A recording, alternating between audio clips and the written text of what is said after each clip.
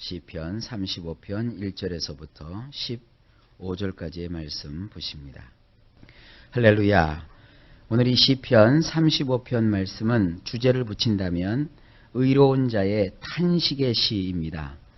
시편을 보게 되면 감사의 시보다는 이렇게 탄식의 시가 참 많습니다. 어렵고 힘든 세상 역정 속에서 하나님을 만난 그런 놀라운 고백들이 시편으로 고백되어 있는 것을 볼 수 있습니다.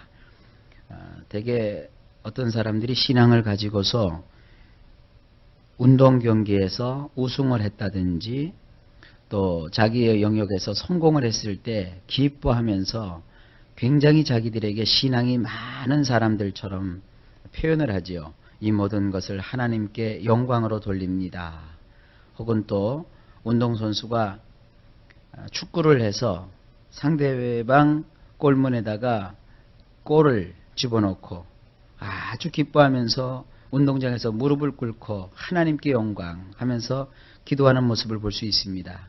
그런데 실질적으로 신앙이라고 하는 것은 그렇게 이겼을 때 또 승리했을 때 모든 것이 잘 됐을 때 표현하는 그러한 그 신앙이라고 하는 것은 아주 일부분입니다. 실질적인 신앙은 그렇게 감사할 거리가 있었을 때 또 승리했을 때 모든 것을 다 마무리했을 때 보여주는 것이 아니라 이렇게 탄식할 때 아주 어려울 때 힘들 때 그때 하나님 앞에서 진실하게 보이는 것 그것이 참 신앙입니다. 오늘 그러한 진면목을 시편 35편 말씀에서 볼 수 있습니다. 이번과 다음에 걸쳐서 두 번에 걸쳐서 이 시편 35편을 보게 될 터인데요. 원문을 중심으로 해서 이 내용을 풀어드리면 우리 성경에서 보지 못하는 것들을 많이 보게 됩니다. 이 시는 다윗의 시라고 표현되어 있습니다. 자, 1절을 보면 여호와여 나와 다투는 자와 다투시고 나와 싸우는 자와 싸우소서. 이 말씀을 보면 마치 내가 누구와 시비가 붙어서 싸움을 벌이고 있는데 불리하니까 하나님께 편들어 달라고 이렇게 하는 것처럼 보이게 됩니다. 원문을 보면 이렇게 되어 있어요. 변론해 주소서. 이 변론이라고 하는 것은 법정 용어입니다. 법정에서 변론해 주소서. 아도나이시여 나를 상대하여 다투는 자와 말입니다. 그리고 싸워 주소서. 나를 먹으려고 나에게 덤비는 자와 말입니다. 자기가 직접 싸우거나 자기가 직접 그와 다툴 수 있는 상황이 아니라는 것입니다. 사극 같은 걸 보게 되면 왕과 신하들이 이렇게 쭉 모여 있어요. 그러면 거기에 어떤 한 죄인이 등장을 합니다. 근데 그 죄인이 그 앞에 있든지 혹은 어디로 멀리 다른 곳에 부재 중이할 때 그 왕 앞에서 여러 신하들이 입을 맞추죠. 그래서 폐하 혹은 전하 그 사람을 용서치 마소서 하면서 뭐 그 사람에 대해서 이런저런 이야기를 막 해요. 그럼 왕은 마지못해서 그 신하들의 말을 듣고 결정을 내려주죠. 그게 일종의 재판장이에요. 재판장. 근데 그 재판장에 지금 다윗이 없어요. 다윗은 지금 사울에게서 피하여 도망하여 있다고요. 그런데 사울 혼자만 미쳐서 날뛰면서 다윗을 죽이려고 한 것이 아니라 이 사울에 빌붙어서 먹고 사는 신하들이 역시 같이 부하내동하면서 바로 그 다윗을 왕이여 죽이기로 한 것은 잘한 것입니다.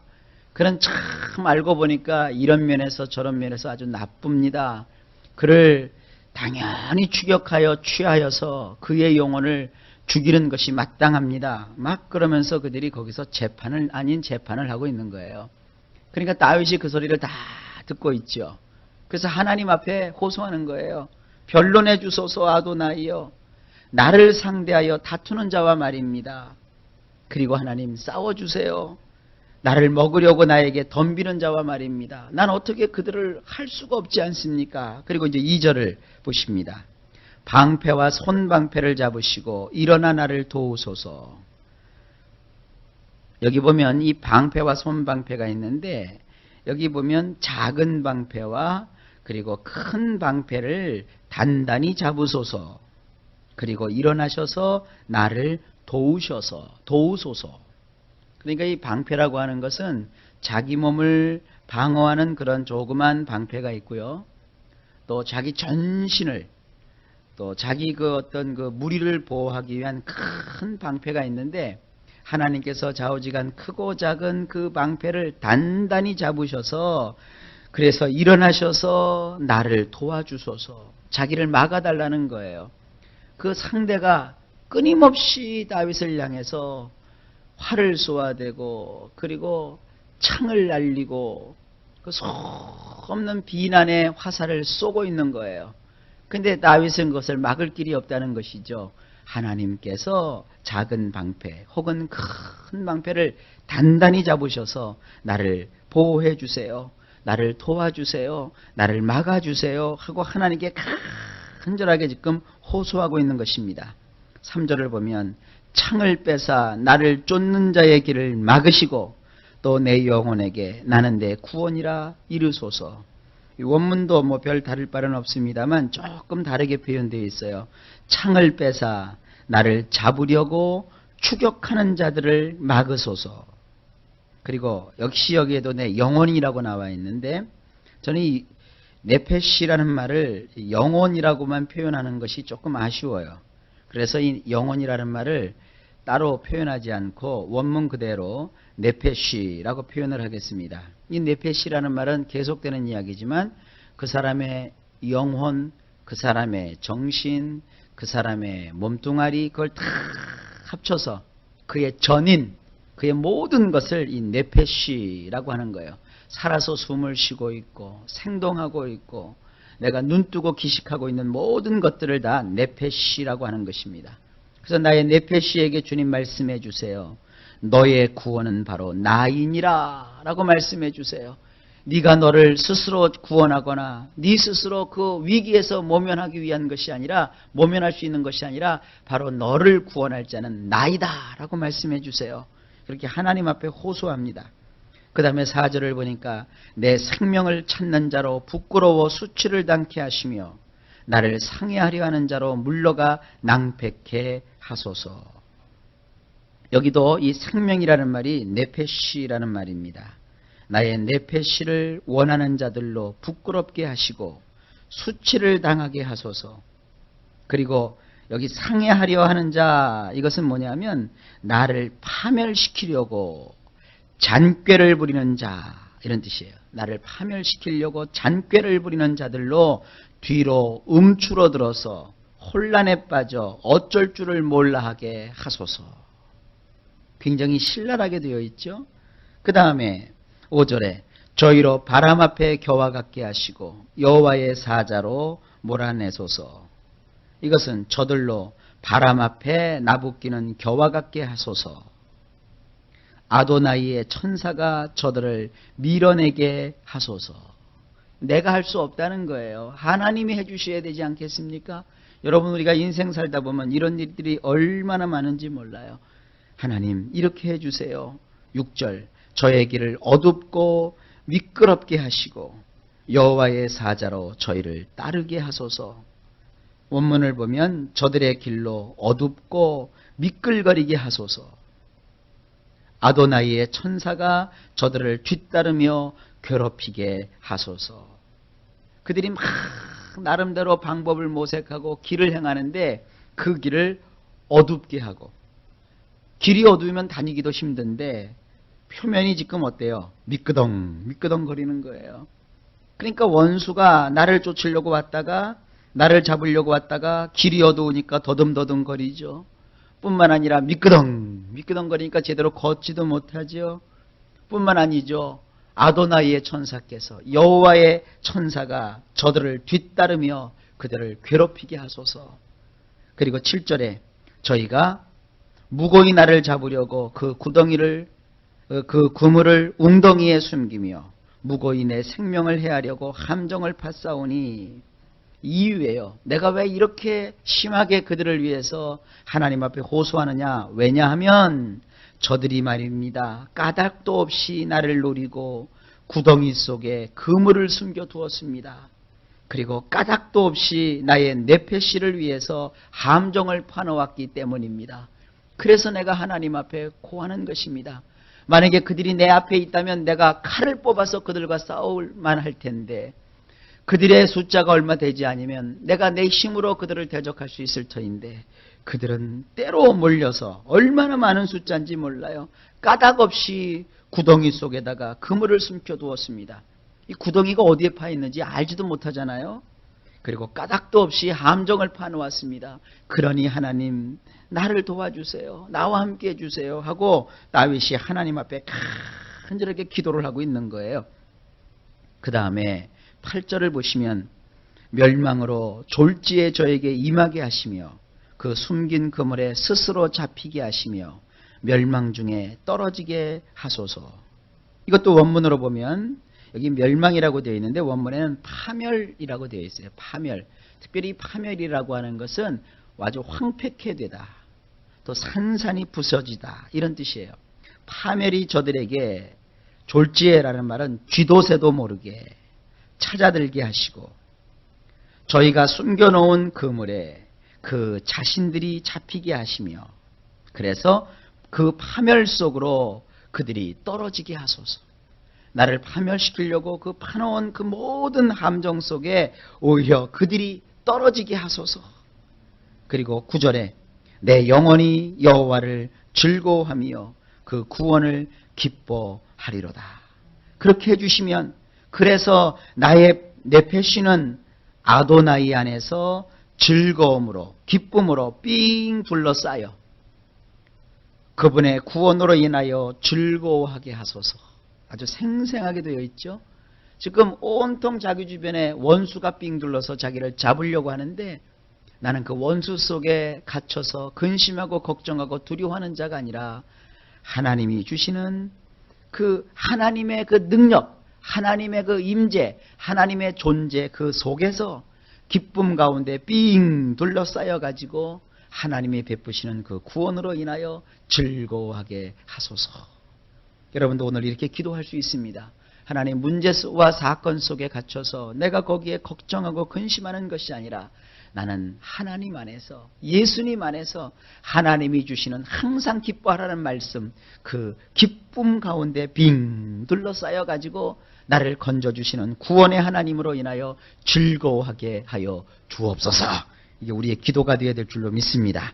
10절에 내 모든 뼈가 이르기를 여호와와 같은 자 누구리요 그는 가난한 자를 그보다 강한 자에게서 건지시고 가난하고 궁핍한 자를 노력하는 자에게서 건지시느니라 하리로다. 네, 이 말씀도 원문으로 보면 조금 더 생생해져요. 나의 모든 뼈들이 이르기를 아도나이 그분과 같으신 이가 누구란 말인가. 억압당하는 자를, 여기 가난한 자가 말이죠. 억압당한다는 뜻이에요. 억압당하는 자를 그보다 강한 자에게서 끄집어내시는 분이시니라. 다시 말해서 억압당하는 자와 궁핍한 자를 강탈하는 자에게서 말입니다. 이게 자기 자신을 가리키는 거예요. 자기는 지금 억압을 당하고 있습니다. 뿐만 아니라 그 억압을 당하기 때문에 나는 지금 궁핍합니다. 어디 가서 뭘 먹을 수도 없고 어디 가서 뭐 길을 펼 수도 없고 어디 가서 사람을 사귈 수도 없고 이웃과 대화할 수도 없는 이런 궁핍하게 된 자를 이 강탈자에게서 하나님 끄집어내 주시는 분은 오직 하나님뿐이십니다. 이렇게 지금 고백한다는 거예요. 11절에 불의한 증인이 일어나서 내가 알지 못하는 일로 내게 실문하며 그랬어요. 그래서 이 불의한 증인이라고 하는 것은 뭐냐면 인정머리라고는 눈꽃만큼도 없는 포학자 증인. 그러니까 인정머리는 눈꽃만큼도 없으면서 막 악행을 행하고 폭력을 행하는 그런 거짓 증인들이죠. 이런 증인들이 일어나서 한둘이 아니에요. 이런 증인들이 수도 없이 여기 복수형이거든요. 그 수많은 증인들이 일어나서 심지어 내가 알지도 못하는 일들을 거론하면서 나에게 막 질문을 던지고 있습니다. 네가 그렇지 아니했느냐? 네가 그런 놈이 아니냐? 하면서 자기를 그렇게 실문한다는 거예요. 수없는 질문을 쏟아붓는다는 거예요. 얼마나 폭복하고 억울한 일입니까? 그리고 12절에 내게 선을 악으로 갚아 나의 영혼을 외롭게 하나 그랬어요. 이건 또 원문을 보면 이렇습니다. 그들은 내게 선을 악으로 갚아 나의 내패시로, 여기 외롭다는데 어떻게 외로운 것이냐? 마치 아이가 없어 외로운 사람처럼 만드는구나.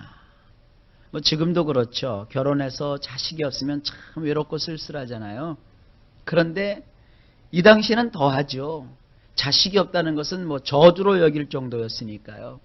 그렇게 자식 없이 다니는 사람처럼 너희들이 나를 그렇게 외롭게 이렇게 아주 뭐 왕따를 시키는 거죠. 뭐 이렇게 하는 거구나. 근데 여기 뭐라고 되어 있어요? 선을 악으로 갚다니. 그들에게 그동안 다윗이 선을 베풀었던 거예요. 근데 그게 다 악으로 돌아왔어요. 도대체 어떤 일을 그가 했는가? 13절부터 나옵니다. 나는 저희가 병들었을 때 굵은 베옷을 입으며 금식하여 내 영혼을 괴롭게 하였더니 내 기도가 내 품으로 돌아왔도다. 기가 막힌 얘기예요. 이게 13절은 이런 뜻입니다. 그러나 나는 그들이 병들었을 때에 나의 내패시를 낮추어 베옷을 입고 금식도 하였건만 이제 나의 기도가 나의 품으로 다시 돌아왔구나. 이게 이런 얘기예요. 기도한 보람도 없구나. 그들을 위해서 그렇게 기도해 줬는데 그 기도의 대가가 이거란 말인가. 지금 그런 거예요. 열심히 기도를 해줬는데 오히려 그들이 나를 향해서 대적하고 나를 막 힘들게 하는구나. 심지어는 내 목숨을 앗아가려고 하는구나. 이제 그런 뜻입니다. 14절입니다. 내가 나의 친구와 형제에게 행함같이 저희에게 행하였으며 내가 굽히고 슬퍼하기를 모친을 곡함과 같이 하였도다. 이것도 원문으로 보면 말이죠. 아주 더 기가 막히게 되어 있어요.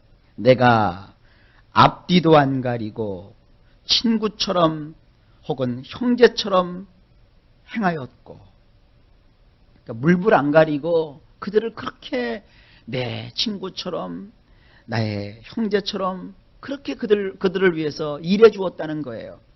그리고 마치 어머니를 애도하며 곡하는 것처럼 내가 굽혀서 비탄해 하였었노라. 그들이 병들고 아플 때 마치 내 어머니를 잃은 것처럼 내가 그런 슬픔을 가지고 그들을 위해서 비탄해 했다. 이 얼마나 퍽퍽할 노릇이에요. 그리고 15절을 보세요. 오직 내가 환난을 당하매 저희가 기뻐하여 서로 모이며 비류가 나의 알지 못하는 중에 모여 나를 치며 찢기를 맞이 아니하도다. 이게 원문엔 더 그래요. 더 심각하게 돼 있어요. 그랬건만 내가 여기 환난이라고 했는데 원문에 보면 파행이에요. 파행을 맞이하자. 다윗이 다 잃어버린 거예요. 자리에서 쫓겨나고 가진 것을 잃어버리고 지금 그의 인생에 파국이 지금 치밀어 온 거죠. 파국이 그의 인생 가운데 찾아온 거죠. 그걸 파행이라고 하죠. 내가 파행을 맞이하자 그들은 좋아하며 모두 함께 모였도다. 게다가 내가 알지 못하는 폭력배들이 몰려와서 여기 보면 나를 찌질이 하기를 그치지 아니하는구나. 그렇게 되어 있어요. 그러니까 그렇게 그들에게 따돌림을 받고 외롭게 된 것도 아주 아쉬운데 그 사람들이 모여갖고 말이죠. 이제는 저는 망했으니까 완전히 죽여버리자. 그래가지고는 폭력배들을 보내가지고 그 다윗을 찢으려고 하는 그와 같은 시도를 그치지 않는다는 거예요. 그래서 다윗이 16절부터 밑으로 쭉 더 많은 얘기들을 하고 있습니다. 그런데 그 가운데서 또 다윗이 어떻게 했느냐. 마지막 절 28절을 보세요. 나의 혀가 주의 의를 말하며 종일토록 주를 찬송하리이다. 그렇지만 나의 혀가 당신의 의를 말하며 종일토록 당신을 찬양하리이다. 이게 바로 신앙이라는 것이죠. 이런 신앙을 꼭 우리 모두가 가져야 됩니다. 되게 그 믿음이 작을 때 성도들을 보면 저런 상황에서 좀 하나님을 찬양했으면, 오히려 저런 상황에서 하나님께 감사했으면, 오히려 저럴 때 더 하나님을 의지했으면 하는 그런 아쉬움이 있을 때가 있어요. 그런데 다윗은 역시 우리를 실망시키지 않습니다. 그런 환경이 어렵고 힘들고 자기가 정말로 억울한 일을 겪고 있지만, 그렇지만 나의 혀는 하나님 당신의 의를 말하고 하나님은 참 의로우시도다. 하나님은 나에게 조금 더 서운하게 하신 적이 없으시도다. 그리고 종일토록 하나님을 나는 찬양하며 다니겠습니다. 여러분도 꼭 그렇게 하시기를 바랍니다. 어둠은 물러가는 거예요. 문제는 해결되는 거예요. 역사와 기적은 나타나는 거예요. 주님은 오늘도 우리에게 구원을 베풀어 주시는 참 좋으신 하나님이십니다. 밤중에 그 슬픔이 나와 같이 살자고 나의 인생 속에 찾아왔을지라도 먼 동에 트는 아침이 되면 기쁨이 되는 거예요. 이런 하나님의 놀라운 능력이 우리의 인생 내내 함께하는 줄로 믿습니다. 이런 다윗의 인생 속에 함께하셨던 하나님이 그 다윗의 일대기와 그의 경험을 성경에 기록해 놓으신 것은 우리도 그렇게 인도해 주시겠다는 겁니다. 이런 하나님의 축복이 오늘도 넘치게 임하시기를 우리 주 예수님의 이름으로 간절히 축원합니다.